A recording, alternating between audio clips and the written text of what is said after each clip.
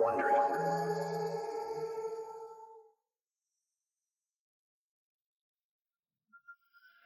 It's June 3rd, 2003. It's 84 degrees in Colorado Springs, but the temperature just went up at the offices of the USADA, United States Anti-Doping Agency. Rich Waniger, their spokesman, has just taken a call from elite track coach Trevor Graham.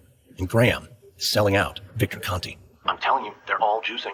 That's why they're winning, and all of them are his clients. I'm sorry, sir, who are we talking about? The guy who's at all the track meets carrying his little black bag, Victor Conte, from BALCO. Sir, we need more than allegations if we're going to do anything. We need actual evidence that athletes are doping. Well, tomorrow morning, you'll receive a package. The rest is up to you. What happened? Just 3 years ago, Graham attended Conte's steroid summit. It was smiles all around as they pledged to work together to create the world's fastest man. Well, a lot can change when egos collide. Just 2 days after Graham calls the USADA, Conte decides to contact them too, completely unaware that Graham has gotten there first. Conte tells him Graham is giving his athletes oral testosterone and urges them to perform tests.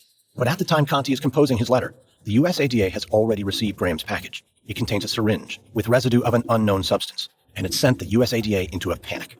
The U.S. track championships are just a few days away. What if some of the athletes are using this drug? They don't even know what it is. How can they possibly test for it? Back in the BALCO office, Victor Conte changes his mind. He decides not to send the letter after all. He tosses it in the trash, which goes into the dumpster, where IRS agent and dedicated dumpster diver Jeff Novitzky is going to find it. It will confirm that Agent Novitzky has been right all along. It will confirm that he does have a case. It will confirm that the best athletes in the world are doping. Wondery's shocking true crime podcast, Over My Dead Body, is back for a third season with a story about corruption, betrayal, and the secrets of a fallen hero. Follow Over My Dead Body, Season 3, Fox Lake, on Apple Podcasts or wherever you're listening right now.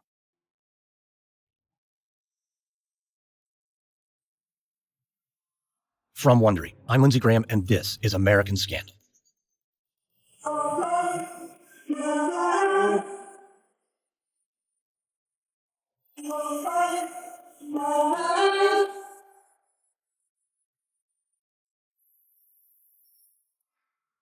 This is the third episode in our 5-part series on a scandal that rocked the world of sports to the core.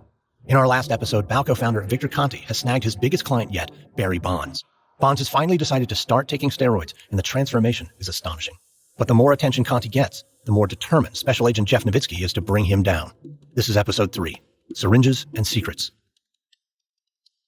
It starts out with such promise. In December of 2001, Victor Conte and Trevor Graham team up with 2 other juicing experts vowing to create the fastest man in the world. They call it Project World Record, and it signals their high hopes for a fruitful collaboration.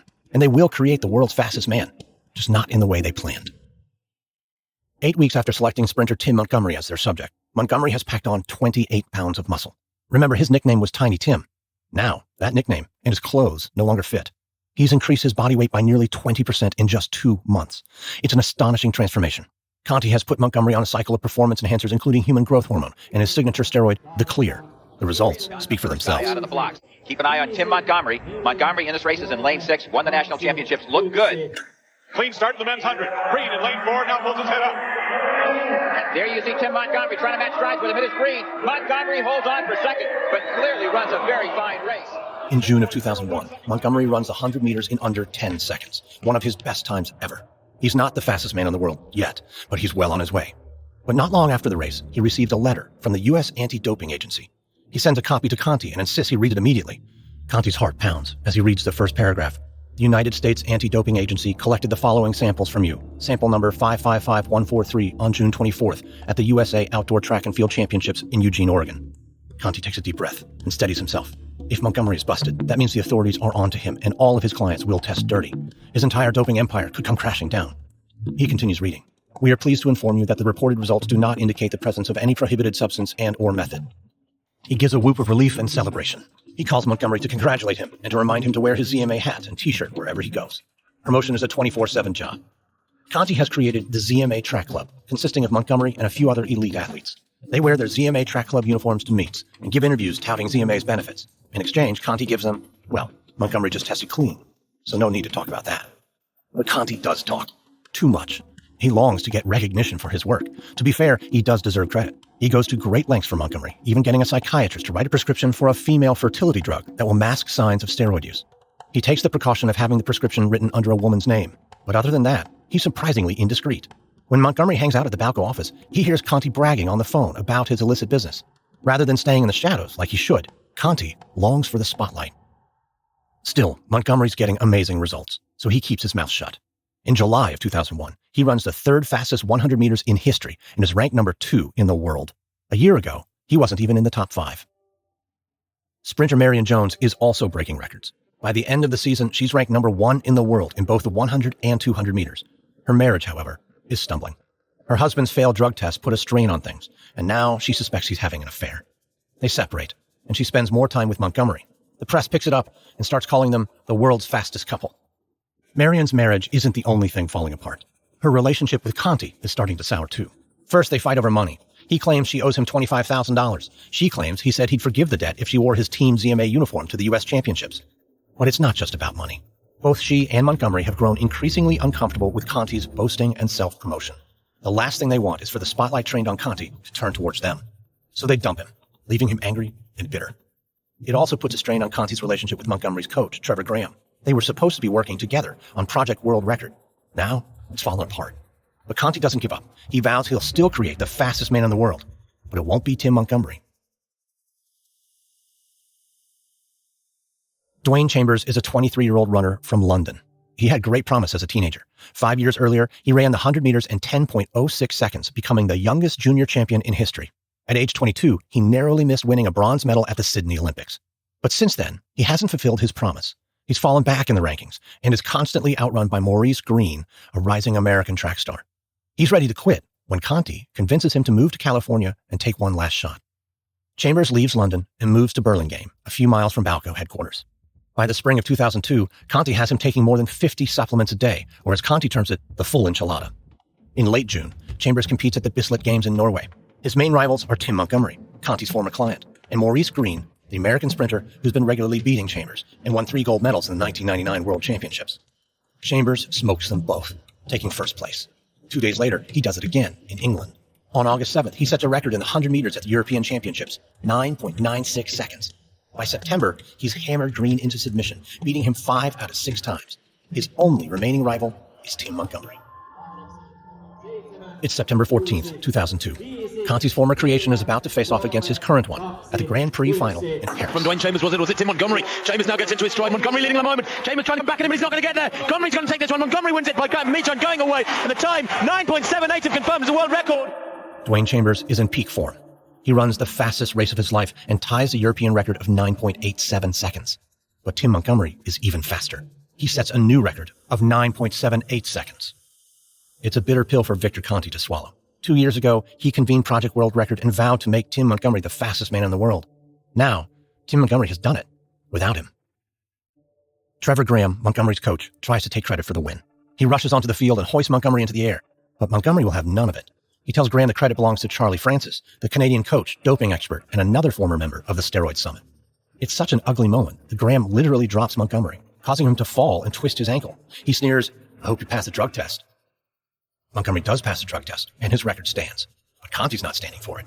He vows to continue to create champions. He finds a promising sprinter he thinks could unseat Marion Jones. He also takes a shot putter whose career is in decline and rockets him to number 2 in the world. But by now, late in the summer of 2002, Conte has attracted attention. And it's not the kind he's been hoping for. He doesn't know it, but agent Jeff Novitzky and his team have BALCO under surveillance.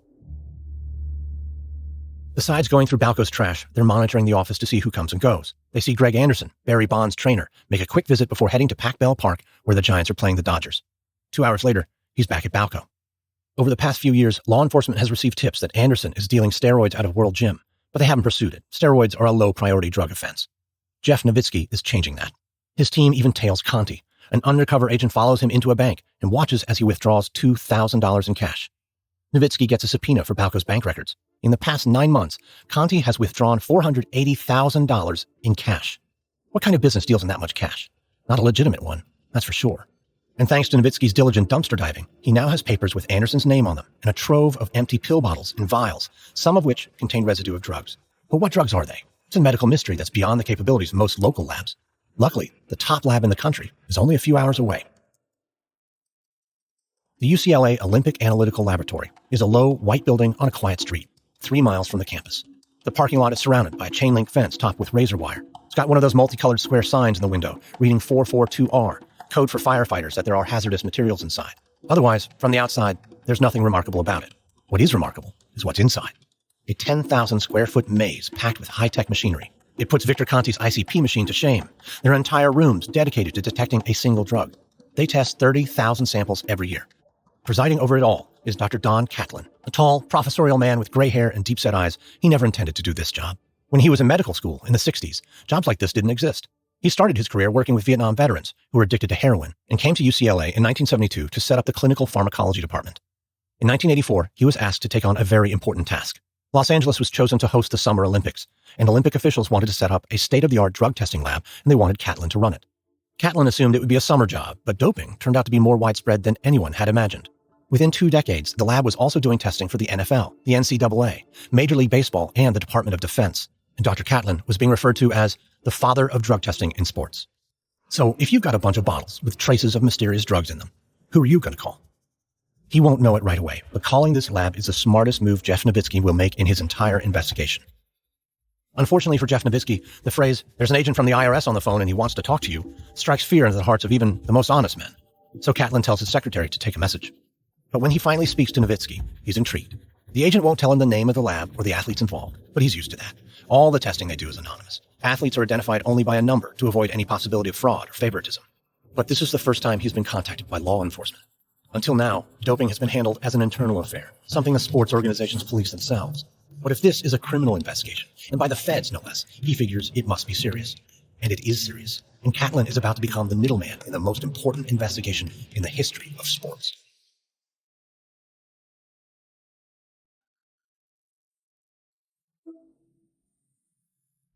Before 2002, Dr. Catlin's job was pretty straightforward. His UCLA lab would test athletes' blood and urine samples for known drugs like human growth hormone, amphetamines, or various steroids. All of that changes when they receive a urine sample that tests clean, but still shows abnormalities associated with steroid use. The athlete in question is a cyclist named Tammy Thomas. She stands 5'7", and she's 157 pounds of pure muscle. She has a deep voice and facial hair, and admits she gets mistaken for a man several times a week. And she was busted for steroids in 2000, so Catlin and his team have reason to be suspicious. They set to work and eventually find she's using a drug that was developed in the 60s but never marketed. This is where we turn back to the rogue chemist, Patrick Arnold. Tammy is a client, and she's using norbolethone, aka the clear. It's a major discovery, because this is the first time a totally unknown drug is detected. It shows how sophisticated doping has become, and it's a sobering reminder to Catlin of what he's up against. Perhaps because of her steroid use, Tammy Thomas is known for having a volatile temper. When she's busted and banned for using the clear after Catlin reports his findings, he is advised to hire extra security and buy a bulletproof vest. But Tammy takes the high road. She accepts the ban and reminds reporters, "I'm not an axe murderer, I'm an athlete." So you could say it's all in a day's work when Dr. Catlin begins to help Agent Novitzky. At first, he just helps Novitzky pronounce the names of the drugs listed on the papers he's found in BALCO's dumpster. But he quickly realizes that the target of this investigation, Victor Conte, is running a very sophisticated operation. Novitzky and Catlin touch base every few weeks as Catlin continues to identify samples and explain what they're used for. By June of 2003, they've been talking for several months and have built up a good rapport. He's impressed by this cop who goes out alone at nights and digs through dumpsters. What's driving him? Why does he care so much? Whatever the reasons, he's on to a major league operation. Maybe that's all the motivation he needs. But the passion in Novitzky's voice when he talks about bringing down the cheaters makes Catlin think there's something more. Maybe not a vendetta, but at the very least, an obsession. On June 6th, Dr. Catlin gets a call from Terry Madden, head of the United States Anti-Doping Agency. The normally mild-mannered Madden is unnerved. They've received the package Trevor Graham sent and promised would prove Conte's guilt. It's a syringe with a bit of residue in it. Graham says he pulled it out of a trash can at a track meet. It's the first time his agency has received a tip that includes physical evidence, and Graham claims it can be traced back to Victor Conte. So Madden overnights the syringe back across the country to Catlin, who is confident he can identify the drug. Except he can't. The scientists are stumped. Whatever's in that syringe, it's not a known substance. They dub it Compound X. Catlin relays the news to Madden, who is not happy to hear it. He insists that Catlin drop whatever else he's doing and make identifying this drug his top priority. There's an urgency. The U.S. track championships are in 3 days. They need to identify this drug and develop a test for it. Otherwise, athletes could win medals that would have to be revoked down the line. It's the kind of scandal they desperately want to avoid. Late in 2002, Conte gets a tip that the clear has been identified by a lab at UCLA. Whether there's a spy in Dr. Catlin's lab isn't known, but he's relieved to learn that Tammy Thomas was using an older version of the clear. Patrick Arnold has recently altered the formula.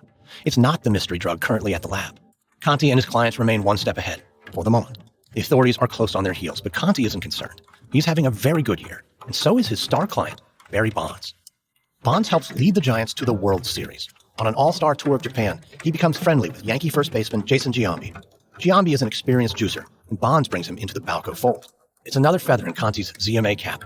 But the more Conte promotes himself and his famous clients, the more determined Jeff Novitzky becomes to bring all of them down. Novitzky is convinced Bonds is juicing, and he knows he's getting his drugs from Greg Anderson and Victor Conte. There's not a shred of doubt in his mind, but he still doesn't have enough concrete evidence. So he hatches a plan. He'll send an undercover agent into World Gym to become friendly with Anderson and from there make contact with Bonds. He chooses an officer from the California Bureau of Narcotics Enforcement named Iran White. At first, White seems like a good choice. He's tough, muscular, and a veteran of undercover operations. They've worked together on past cases and bonded over a common interest in sports. But that bond is about to be stretched to the breaking point, and so is Iran White. At first, things go according to plan. White joins the gym where Anderson trains his clients and starts working out next to him. After a few weeks, they chat, and White mentions he's looking for a trainer. Anderson sizes up White and warns him that his workouts are brutal. If you're just looking to get abs in time for swimsuit season, he's not your guy. At 46, White's no spring chicken, but he convinces Anderson that he's serious and committed. One big difference between Victor Conte and Greg Anderson is that Anderson is a straightforward guy. He's not glib, and he doesn't change his pitch depending on who he's talking to. If he says his workouts are brutal, you best believe him. He puts White on a program similar to Bonds. High weights, very slow reps, lots of very slow reps. Some days, just walking across the parking lot after his workout feels like scaling a mountain. But as far as undercover operations go, at least this one is safe and healthy. Soon, he looks great and is in the best shape he's been in for years. Barry Bonds continues to transform himself as well. Everything about him gets bigger, including his head. That's true both figuratively and literally. Using human growth hormone can actually cause a person's head to become enlarged. Conte and Bonds trainer Greg Anderson have put together a customized program for him. They know exactly when a drug should be taken and in what dosage, what drugs should and shouldn't be combined, when to go off them, both for health reasons and to avoid detection. But Barry Bonds believes Barry knows best. At the end of a steroid cycle, he can feel himself lagging, and he and the fans can see the difference when he's not hitting balls as far. The pressure to perform is real, and Bonds demands more drugs. When Anderson tells him he's not ready for another steroid cycle, Bonds replies, "Fuck off, I'll do it myself." Iran White, on the other hand, does exactly what Greg Anderson tells him. He's not taking any banned substances, but he's working out like a madman, building his muscles and building their friendship. Whenever he can, he steers the conversation to sports, and he makes it clear he's a huge Barry Bonds fan. Finally, as they're working out one afternoon in May of 2003, it pays off. Good workout, Iran. See you Wednesday. Oh, God. Okay. Just one more thing. What's that? A wheelchair to roll me out to my car, because I can't move my damn legs. Yeah, nobody likes leg day, but you're doing great, man. Hey, you want to catch a Giants game soon? Sure, I'm down. We'll go by the clubhouse first. I'll introduce you to Barry. Oh, man. Really? Still need that wheelchair? No, man. I'm walking on air, brother. White excitedly calls Novitzky and tells him the news. Novitzky is ecstatic. Now, if they can get directly to Bonds, maybe even have White wear a wire, his head spins with the possibilities. He'll finally be able to bring that sleazy cheater down. White doesn't say anything, but he's a bit uncomfortable with Novitzky's rabid enthusiasm. He's always thought their target was Victor Conte. Novitzky seems to be on a personal crusade to get Barry Bonds, and White is actually a Barry Bonds fan. White waits for Anderson to schedule a visit to the Giants clubhouse. In the meantime, he keeps up his workouts, pushes himself even harder. After one particularly brutal session, White drags himself home and flops onto his bed. An hour later, he has a stroke.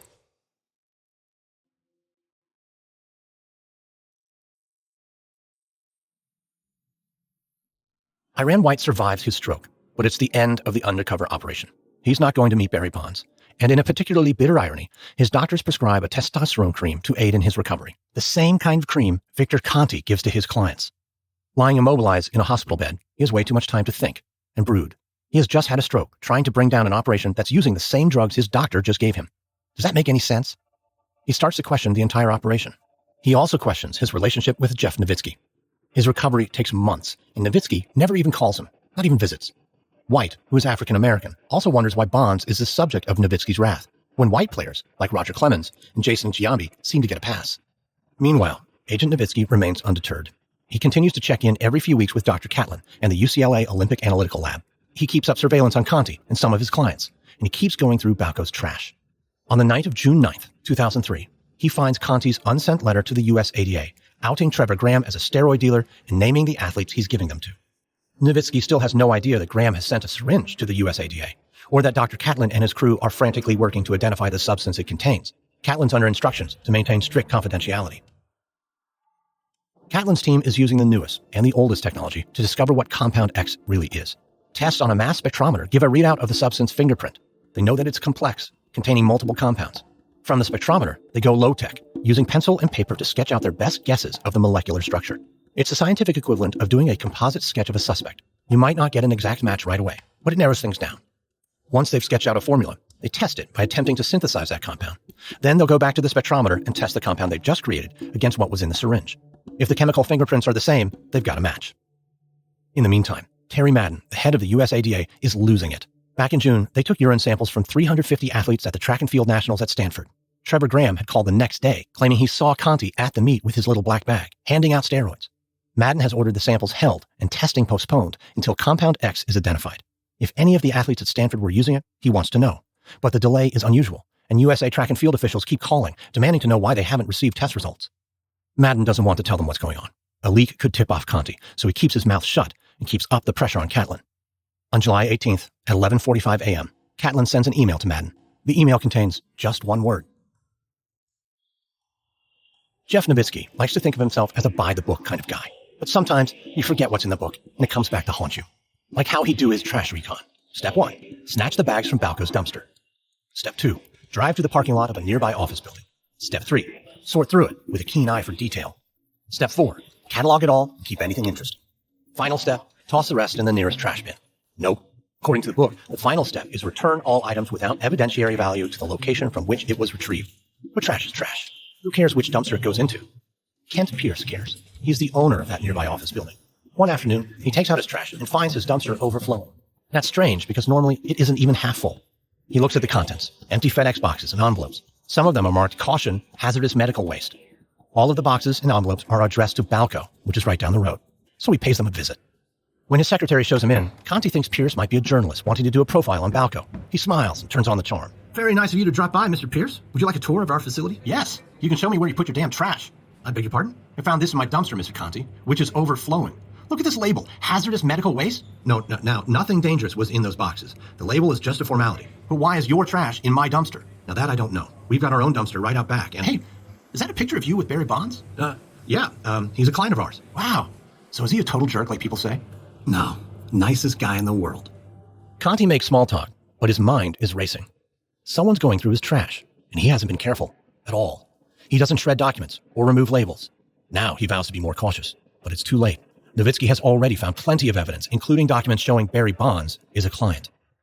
But this is actually the least of Conte's problems. Back at the USADA, Terry Madden has just received Dr. Catlin's one-word email.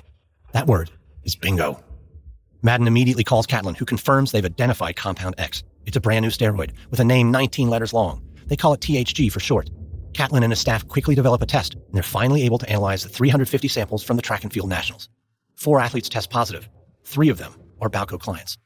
Madden dubs the operation Project Bingo and flies to New York to meet with the leaders of the International Association of Athletics Federations. Founded in 1912, the IAAF is the governing body for track and field. Madden asks them to keep the discovery quiet and quickly do some unannounced testing. The IAAF officials agree. On August 1st, testers interrupt Dwayne Chambers while he's having breakfast at a hotel in Germany. Chambers is unconcerned. After all, Conte has assured him this new version of the clear is undetectable. But this time, Conte is wrong.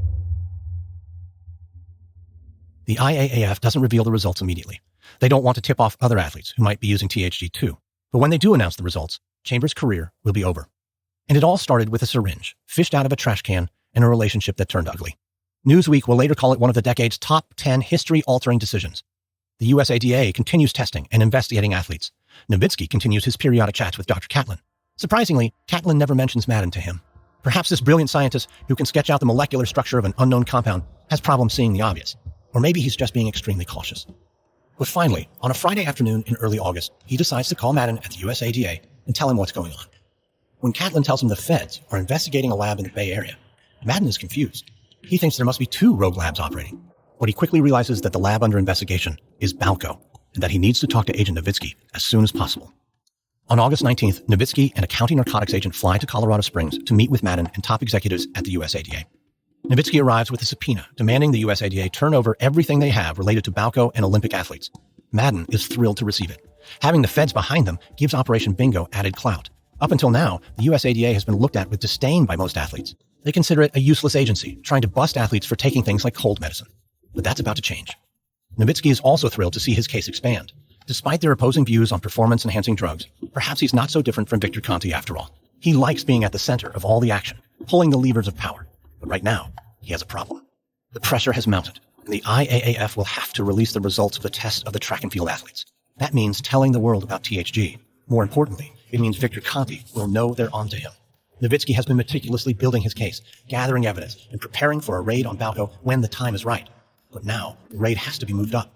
Novitzky's not ready, but he doesn't have a choice. Next, on American Scandal, the raid on BALCO sets off a firestorm that goes all the way to the White House, pitting the Attorney General against a powerful senator. Even the president gets involved. And while athletes are promised immunity, a mole leaks grand jury transcripts to the press, exposing secrets, ruining reputations, and laying bare how deeply sports has been corrupted. From Wondery, this is American Scandal. If you enjoyed this episode, subscribe now on Apple Podcasts, Spotify, Google Podcasts, Wondery.com, or wherever you're listening to this right now. If you're listening on a smartphone, tap or swipe over the cover art of this podcast. You'll find the episode notes, including some details you may have missed. You'll also find some offers from our sponsors. Please support this show by supporting them. If you'd like to hear more of American Scandal and other Wondery shows, in addition to extra content, early access, and exclusive perks, you can subscribe to Wondery Plus. Go to Wondery.com/plus. That's Wondery.com/PLUS. And just a quick note about our reenactments. In most cases, we can't know exactly what was said, but everything in our show is based on historical research. And thank you. American Scandal is hosted, edited, sound designed, and executive produced by me, Lindsey Graham, for Airship. Additional production assistance by Derek Behrens. This episode is written by Steve Chivers. Our consultants are Mark Fainarowada and Lance Williams, authors of the best-selling book Game of Shadows, Barry Bonds, BALCO, and the steroid scandal that rocked professional sports. The book contains a lot more details and stories you want to read, so pick it up. Executive producers are Stephanie Jens, Marshall Louis, and Hernan Lopez for Wondery.